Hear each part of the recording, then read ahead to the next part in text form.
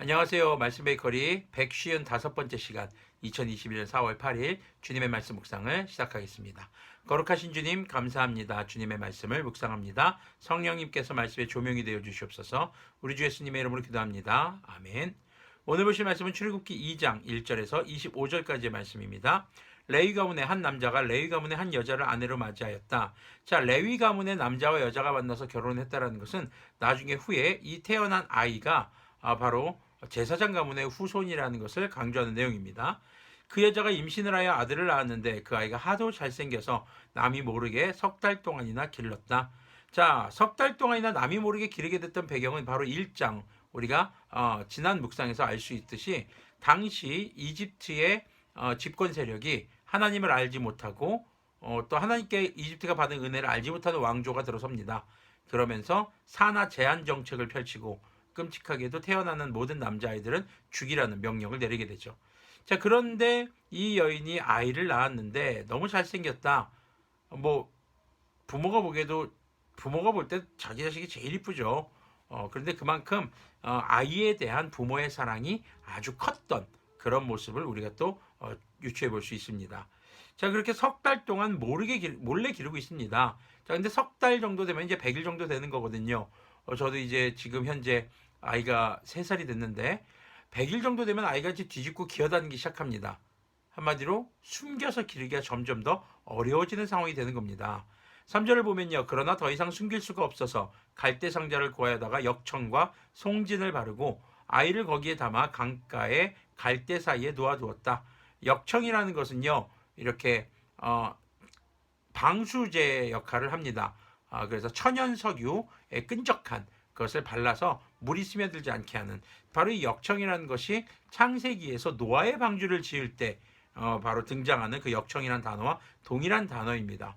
그러니까 지금 여기서 갈대 상자에 아이를 담는 것과 노아의 방주에서 잣나무로 방주를 만들고 안팎으로 역청을 칠하는 것, 이것이 동일하게 하나님의 구원을 지금 의미하는 물로부터 구원하는 바로 그런 것들이, 그런 상징성이 동일하게 담겨 있다고 볼 수 있습니다. 자, 아이를 거기에 담아 강가의 갈대 사이에 놓아두었다. 그 아이의 누이가 멀찍이 서서 아이가 어떻게 되는지를 지켜보고 있었다. 자, 갈대 사이에 물에 띄워놓은 겁니다. 마침 바로의 딸이, 바로라는 사람은 이제 파라오, 이집트의 왕이죠. 한마디로 이집트의 왕의 딸, 공주죠. 자, 바로의 딸이 목욕을 하려고 강으로 내려왔다. 시녀들이 강가를 거닐고 있을 때 공주가 갈대 숲속에 있는 상자를 보고 시녀 한 명을 보내서 그것을 가져오게 하였다. 열어보니 거기서 남자아이가 울고 있었다. 공주가 그 아이를 불쌍히 여기면서 말하였다.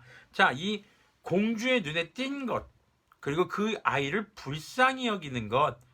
자, 그 다음에 보면요. 이 아이는 틀림없이 히브리 사람의 아이로구나. 자, 보자마자 히브리 사람의 아이라는 것을 압니다. 자, 특히 공주라면요. 다 알고 있죠. 산하 제한 정책으로 인해서 히브리인의 태어난 아기들은 모두 죽여야 한다라는 것을 알고 있을 것입니다. 자, 그런데 그 아이를 불쌍히 여기는 마음을 가지게 됩니다.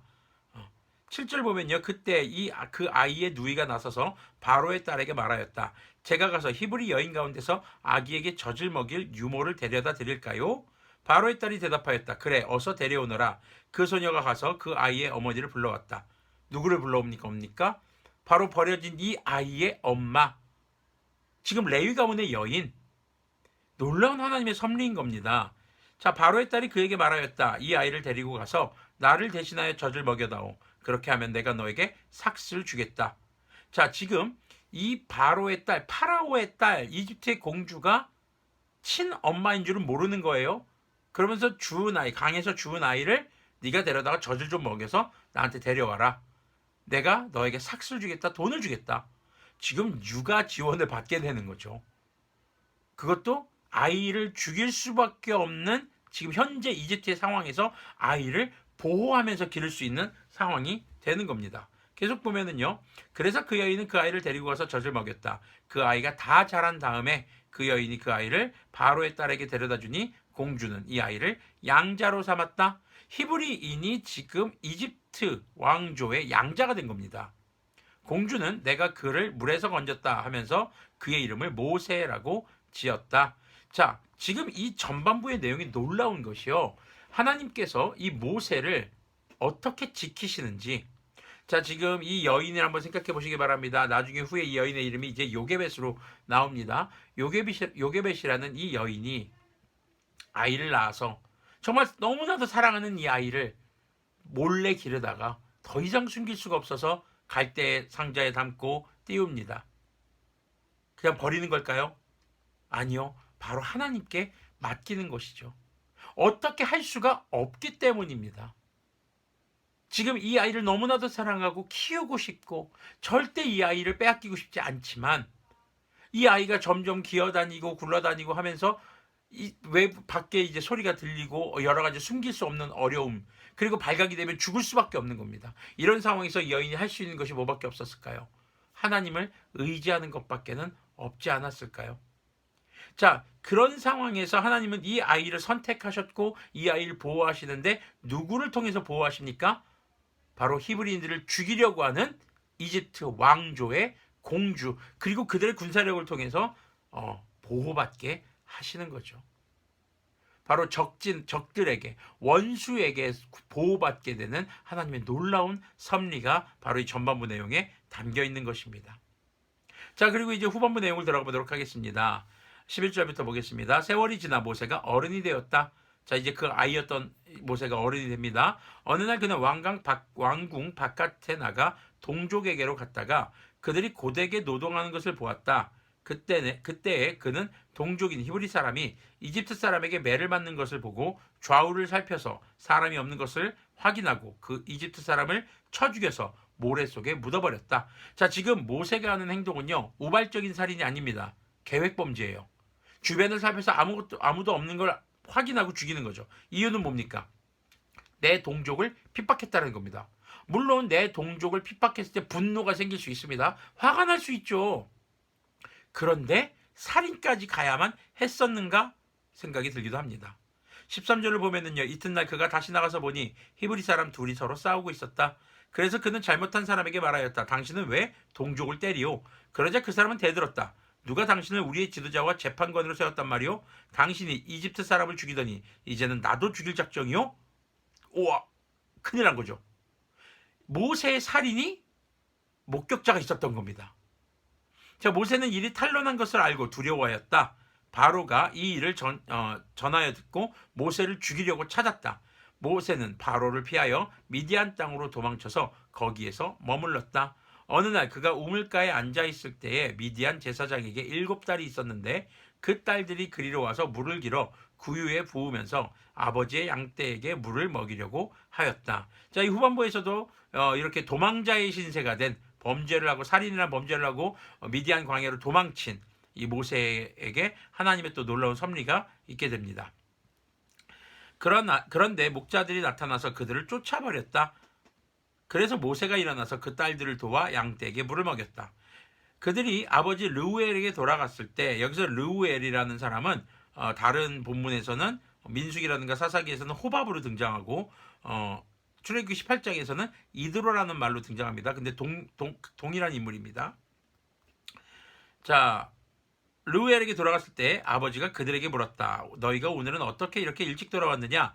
그들이 대답하였다. 어떤 이집트 사람이 목자들의 손에서 우리를 구하여 주고 우리를 도와서 물까지 길어 양떼에게 먹였습니다. 아버지가 딸들에게 말하였다. 그 사람이 어디에 있느냐? 그런 사람을 그대로 두고 오다니 어찌 그럴 수가 있느냐? 그를 불러다가 음식을 대접해라. 자, 보십시오. 모세가 지금 미디안 광야에서 지내고 있는데 지금 어려움에 처한 사람을 도와줍니다. 그런데 무엇인가 대가를 바라지 않았다는 것을 우리가 알 수 있는 부분이, 그렇게 도와줬지만 이 딸들이 그냥 왔을 때 모세가 그것을 이렇게 나에게 먹을 것은 좀 주십시오라든가 이런 구걸이라든가 요청을 하지 않았던 것을 우리가 알 수 있습니다. 그래서 지금 이 르우엘이 이 이드로라는 사람이 데려와라, 음식을 대접해야 한다, 이렇게 고마운 사람은 그냥 보내면 안 된다라는 거죠. 자, 21절을 보면 르우엘은 모세가 기꺼이 자기와 함께 살겠다고 하므로 자기 딸 십보라를 모세와 결혼하게 하였다. 자, 21절 한 절에서 모세가 결혼하는 얘기, 그리고 미디안 광야에서 이제 목자로서의 삶을 시작하게 되는 얘기가 함축돼서 들어가 있습니다. 자, 22절을 보면요. 십보라가 아들을 낳으니 모세는 내가 낯선 땅에서 나그네가 되었구나 하면서 그 이름을 게르솜이라고 하였다. 자, 나그네라는 말이 바로 게르라는 거거든요. 자, 세월이 많이 흘러서 이집트의 왕이 죽었다. 이스라엘 자손이 고된 일 때문에 탄식하며 부르짖으니 고된 일 때문에 부르짖는 소리가 하나님께 이르렀다. 하나님이 그들의 탄식하는 소리를 들으시고 아브라함과 이삭과 야곱에게 세우신 언약을 기억하시고 이스라엘 자손의 종살이를 보시고 그들의 처지를 생각하셨다. 자, 이 후반부 말씀에서는 모세가 분노의 감정을 올바로 처리하지 못해서 사람의 생명을 해치는, 그리고 도망자의 신분이 되는 이야기가 등장을 합니다. 자, 이처럼 우리에게 부정적인 절망의 감정, 그리고 분노의 감정도 하나님께 맡길 수 있어야 한다는 것이죠.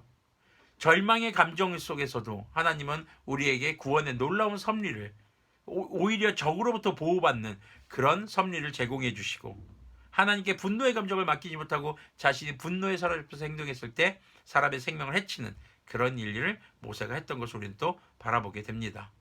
이렇듯 우리는 절망의 순간에도 또 분노의 순간에도 우리가 먼저 하나님을 의식할 수 있어야 할 것입니다. 자, 그럼 어떻게 하면 우리가 하나님을 의식할 수 있을까? 사실 사람은요, 감정의 동물입니다.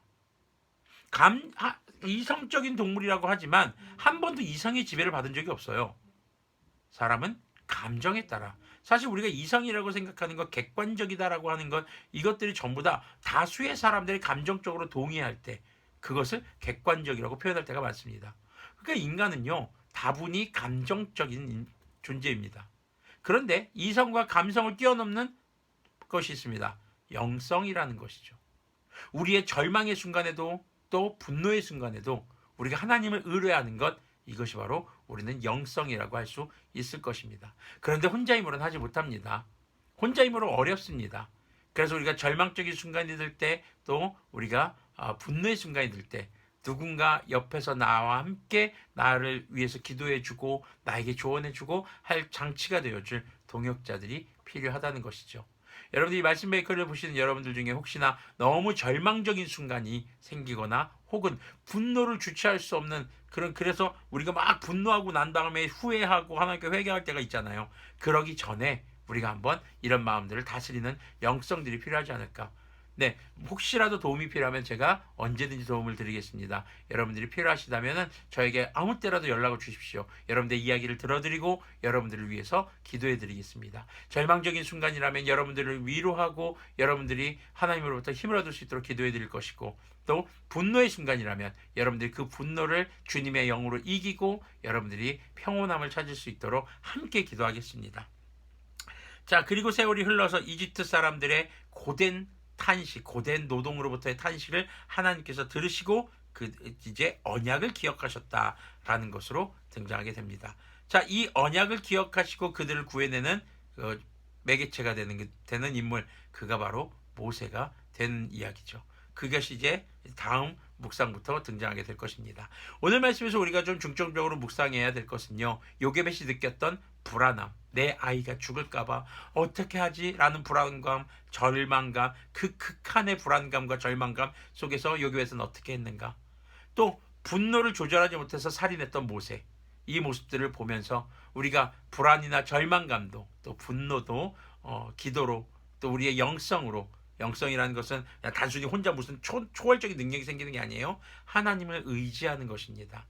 혼자 힘으로는 어렵기 때문에 믿음의 동역자들이 필요한 것이죠. 그렇게 우리가 우리의 이성과 감성을 뛰어넘는 주님의 영에 충만한 바로 그 영성으로 우리가 하나님께 아뢰고 절망에서 벗어나고 분노에서 벗어날 줄 아는 그런 지혜로운 그리스도인들이 되기를 소망합니다. 기도하겠습니다. 거룩하신 주님, 감사합니다. 우리의 절망과 좌절도 우리의 분노도 주님의 영의 인도하심을 따라 기도함으로, 또한 함께 신앙생활하는 내 믿음의 동역자들과 더불어 나누며 우리의 부정적인 것들을 내려놓고 하나님께서 우리 인도해 주실 간절히 바라는 주님의 섭리를 구하는 그런 그리스도인들이 되도록 인도하여 주시옵소서. 언약의 주님께서 주님의 말씀을 반드시 이루실 것이고 그 모든 말씀이 완성되는 날까지 끝까지 그리스도인다운 성품을 잃지 않는 우리가 되도록 도와주시옵소서. 우리 주 예수님의 이름으로 기도합니다. 아멘. 네, 오늘 말씀 묵상이 다소 길었습니다. 어제 말씀과 오늘 말씀을 한꺼번에 하다 보니까 길어졌네요. 네, 여러분들 늘 그리스도인다운 그런 성품이 우리들 삶에 가득하기를 소망합니다.